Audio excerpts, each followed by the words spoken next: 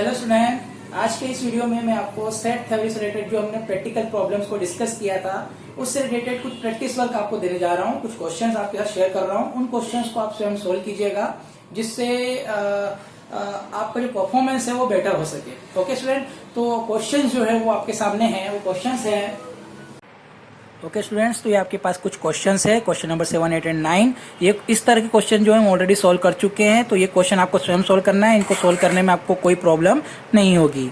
Okay student, तो ये आप स्वयं सॉल्व कीजिएगा। अब कुछ और नए क्वेश्चन है वो देखिए। ओके स्टूडेंट, तो ये हमारे पास कुछ क्वेश्चन और है। इन क्वेश्चन में क्वेश्चन नंबर जो 10 है वो काफ़ी इजी है। उसमें केवल एटलीस्ट वन लैंग्वेज मतलब यूनियन ही फाइंड करना है। आप यूनियन फाइंड कर लीजिए, आपका क्वेश्चन बन जाएगा। क्वेश्चन नंबर 11 और 12 जो है ये थोड़े डिफरेंट क्वेश्चन है। इसमें नाइदर नॉर की बात की गई है, तो इन क्वेश्चन को कैसे सॉल्व किया जाता है इसके लिए मैं आपको क्वेश्चन नंबर 11 जो है वो सॉल्व करवा देता हूँ। Question number 12 same to same 11 जैसा है, वो आप स्वयं सॉल्व कर लीजिएगा। ओके स्टूडेंट, तो चलिए क्वेश्चन नंबर 11 को सॉल्व करते हैं। ओके स्टूडेंट्स, तो हमारा 11th क्वेश्चन है, out of 100 students of a computer class it is seen that 35 have laptop, 60 have desktop and 25 have both laptop and desktop and we have to find the number of students who neither use laptop nor desktop. मतलब जो हमारे 100 students की class है उसमें से हमें ये बताना है कि कितने लोगों के पास न तो डेस्कटॉप है और न ही लैपटॉप है। ओके, तो हम कैसे बताएंगे? हमें ये क्वेश्चन जो है हमारे प्रीवियस क्वेश्चन से थोड़ा डिफरेंट है, तो इसको थोड़ा केयरफुली समझिएगा। ओके, सबसे पहले हम दो सेट बना लेते हैं। ओके, तो let A where A is a collection of students who have laptop। Okay student, हमने एक सेट बना लिया जिसमें हमने किन स्टूडेंट्स को रखा है जिनके पास लैपटॉप है, एंड बी एक हमने सेट बनाया where B is a collection of those students who have desktop। Okay student, जिनके पास डेस्कटॉप है। ठीक है, सो वी हैव, अगर हमने ये दो सेट डिक्लेयर कर दिए हैं तो हमारे पास क्या है? So we have n of A, laptop वालों की संख्या। ठीक है, एन ऑफ ए, तो एन ऑफ ए लैपटॉप वालों के लिए, तो लैपटॉप कितनों के पास है? 35 हैव लैपटॉप, मतलब एन ऑफ ए में आपके पास है 35। Okay, n of B, n of B क्या है आपका? B means who have desktop, तो 60 हैव डेस्कटॉप, तो यहाँ पे कितने के पास डेस्कटॉप है? 60 के पास। Okay, and 25 have both laptop and desktop, मतलब जिनके पास लैपटॉप और डेस्कटॉप दोनों है, मतलब कॉमन वाली पार्ट जो दोनों में जिनके पास है ना, तो यहाँ पे आ जाएगा आपके पास n of A intersection B is 25। Okay student, अब एक चीज सोचिएगा कि हमें फाइंड क्या करना है। हमें फाइंड करना है जिनके पास न तो लैपटॉप है और न ही डेस्कटॉप है। तो पहले उसके लिए हमें क्या उल्टा कुछ फाइंड करना पड़ेगा। क्या फाइंड करना पड़ेगा? कि जिनके पास दोनों में से कम एक चीज तो होनी चाहिए, उनकी संख्या निकाल लेते हैं। अगर वो मिल जाएगी तो टोटल जो क्वांटिटी है 100, उनमें से हम उस क्वांटिटी को माइनस कर देंगे, तो हमारे पास जो बचे हुए लोग हैं, स्टूडेंट्स हैं, उनके वो आ जाएंगे जिनके पास कुछ भी नहीं है। ओके स्टूडेंट, मतलब सबसे पहले हम क्या फाइंड करेंगे? जिनके पास या तो लैपटॉप है या डेस्कटॉप है, मतलब एटलीस्ट वन चीज तो होनी चाहिए उनके पास। ओके स्टूडेंट, तो अभी हम क्या फाइंड करेंगे? सबसे पहले यहाँ लिख सकते हैं हम, at first we will find the number of students, the number of students who have at least one device। Okay, सबसे पहले हम क्या फाइंड करेंगे? उन स्टूडेंट्स की संख्या फाइंड करेंगे, क्वांटिटी फाइंड करेंगे जिनके पास कम से कम एक चीज तो होनी चाहिए। फिर उस क्वांटिटी को हम क्या करेंगे? माइनस कर देंगे 100 में से, तो जो बचे हुए हैं वो आ जाएंगे हमारे जिनके पास न तो लैपटॉप होगा और ना ही डेस्कटॉप होगा। ठीक है, तो सबसे पहले हम उसको फाइंड करेंगे। That means we will find, that is we will find what? हम फाइंड करेंगे ए यूनियन बी सबसे पहले। इस स्टेटमेंट का मतलब ये होता है n of A union B. Okay, सबसे पहले हमें ये फाइंड करना है। ए यूनियन बी का मतलब होता है कि उनके पास एटलीस्ट वन एलिमेंट कुछ भी या वन डिवाइस कोई सी भी एक होनी चाहिए। ठीक है स्टूडेंट, चलिए तो n A union B. Okay, तो सबसे पहले इसको हम फाइंड करेंगे कैसे। We know that n of A union B is always equal to n of A plus n of B minus n of A intersection B. Okay student, चलिए तो ये तो हमें फाइंड करना है, इसको एज रख देते हैं हम n of A union B को। बाकी सारी वैल्यूज हमारे पास है, तो ये है 35 प्लस 60 माइनस 25। तो इसकी जो वैल्यू है वो हो जाएगी 35 प्लस 20 लग जाएंगे 10, तो हो जाए 70। तो 70 कौन है? 70 स्टूडेंट्स वो हैं जिनके पास या तो ए या फिर बी। ओके स्टूडेंट, एक चीज ध्यान रखिएगा कि जो हमारा यूनियन होता है यू, ओके, और एक इंटरसेक्शन होता है, ठीक है, तो यूनियन के लिए हमेशा हम और यूज करते हैं और इसके लिए हमेशा एंड यूज करते हैं। और का मतलब हिंदी में या होता है जो कि आपको पता है, और एंड का मतलब हिंदी में और होता है। तो अगर मैं आपसे ये पूछूं कि find the number of students which has who have at least one device, या तो ये बोल दूं या फिर मैं बोलूं कि find the number of students who have laptop और डेस्कटॉप, तो दोनों के लिए लैपटॉप और डेस्कटॉप बोल दूं या एटलीस्ट बोल दूं, तो आप एक चीज समझ जाइएगा, या तो एटलीस्ट बोल दूं या फिर और बोल दूं। और या एटलीस्ट जब भी आता है तो इसका मतलब आपको यूनियन फाइंड करना होता है। अगर मैं आपसे ये बोलूं find the number of students who have laptop and desktop, laptop and desktop both नहीं भी बोलूं पर लैपटॉप एंड डेस्कटॉप बोल दिया, इसका मतलब दोनों ही चीजों के बारे में बात हो रही है, लैपटॉप एंड डेस्कटॉप। तो वहां पे आपको इंटरसेक्शन फाइंड करना होता है। ओके, अगर बहुत आ गया तो भी कोई प्रॉब्लम नहीं, नहीं भी आया है और केवल और लिखा हुआ एंड लिखा हुआ आ गया है तो भी इसका मतलब इंटरसेक्शन ही होता है। तो अभी हम किसकी बात कर रहे हैं? एटलीस्ट वन, एटलीस्ट लिख रहे हैं या फिर और लिख रहे हैं, क्योंकि एटलीस्ट का मतलब क्या होता है? कम से कम एक होना चाहिए, या तो लैपटॉप होना चाहिए या डेस्कटॉप होना चाहिए, या फिर दोनों भी अगर चलेगा। और का मतलब क्या होता है? या तो लैपटॉप होना चाहिए या डेस्कटॉप होना चाहिए, दोनों ही कंडीशन में यूनियन फाइंड करना होता है। ओके, चलिए तो इसको मैं रब कर देता हूँ पहले। तो अभी हमारे पास जो वैल्यू आई है ये क्या आई है? ये किसकी क्वांटिटी है? ये उन स्टूडेंट्स की क्वांटिटी है जिनके पास या तो लैपटॉप या फिर डेस्कटॉप कुछ न कुछ तो है। ओके, और हमें क्या पता करना है? उन नंबर्स उन स्टूडेंट्स की क्वांटिटी पता करनी है जिनके पास दोनों ही ना हो, कुछ भी ना हो। तो ये स्टूडेंट ऐसे हैं जिनके पास कुछ न कुछ तो है। तो आप क्या करेंगे? हमारे पास टोटल 100 स्टूडेंट्स है, उसमें से इसको माइनस कर दीजिए तो नाइदर वाले आ जाएंगे। ओके स्टूडेंट, तो आप यहाँ आएंगे, therefore number of students who neither use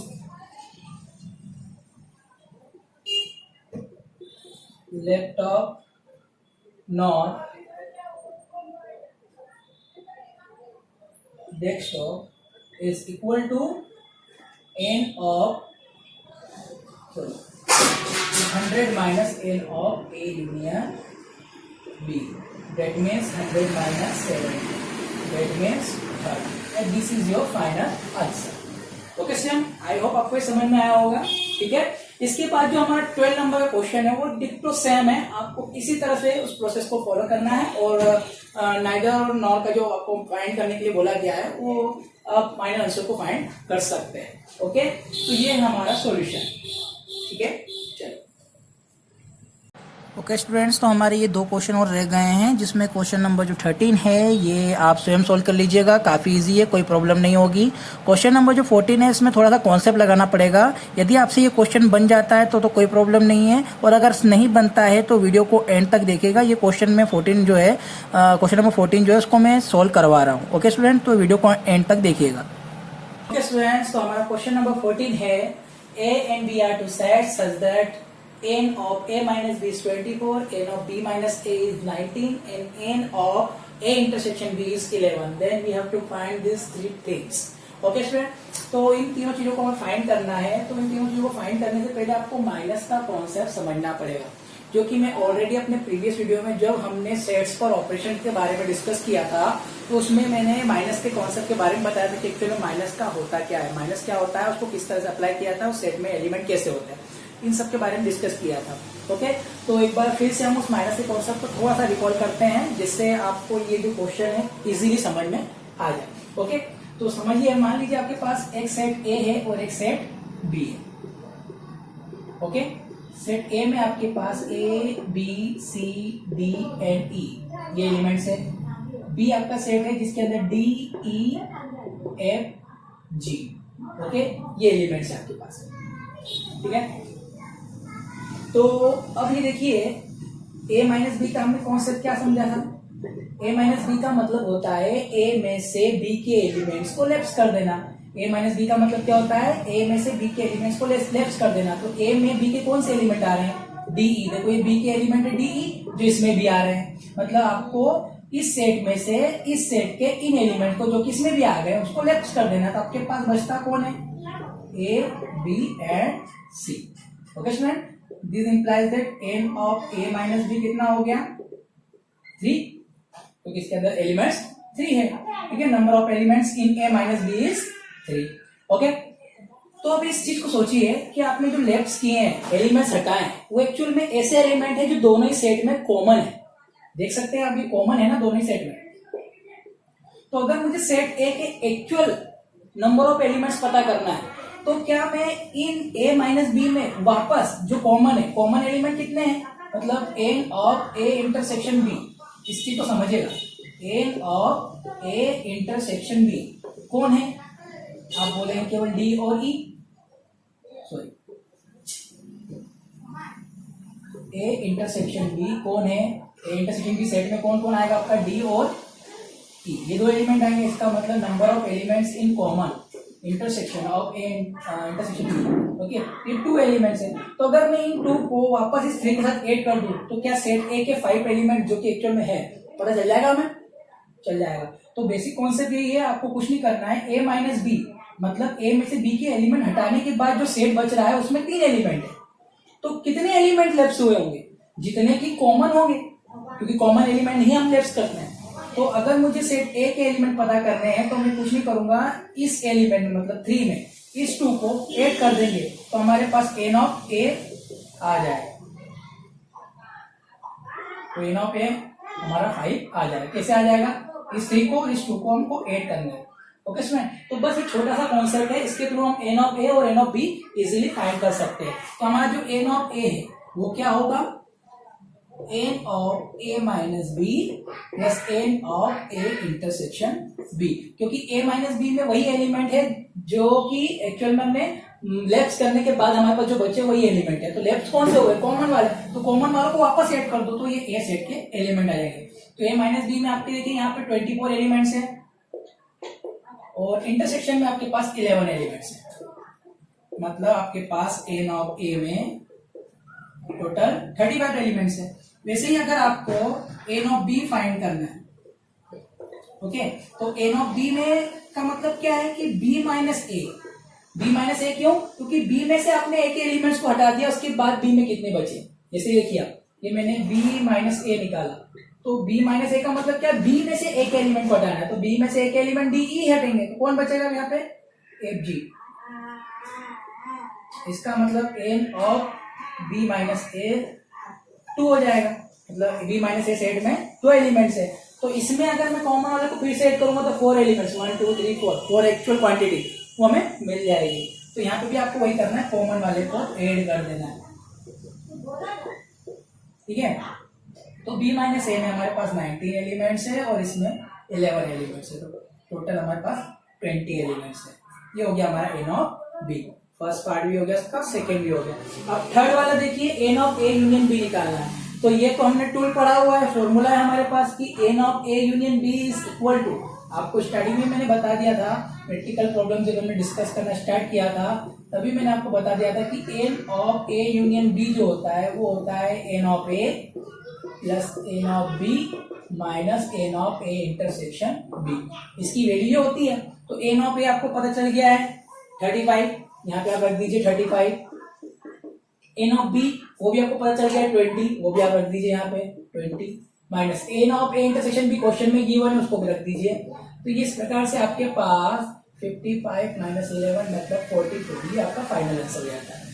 ये हो गया आपका थर्ड पार्ट। ओके स्टूडेंट, तो ये क्वेश्चन काफी इजी है, पर इस चीज को समझने के लिए आपको ये माइनस का जो कॉन्सेप्ट है उसको समझना जरूरी है। ओके स्टूडेंट, तो माइनस का मतलब क्या है कि कॉमन एलिमेंट ही माइनस करते हैं, बट किसमें से ए माइनस बी है तो ए में से माइनस करेंगे, तो ए में से माइनस करेंगे कॉमन एलिमेंट्स को, और बचे हुए ए के ही एलिमेंट सेट में रह जाते हैं।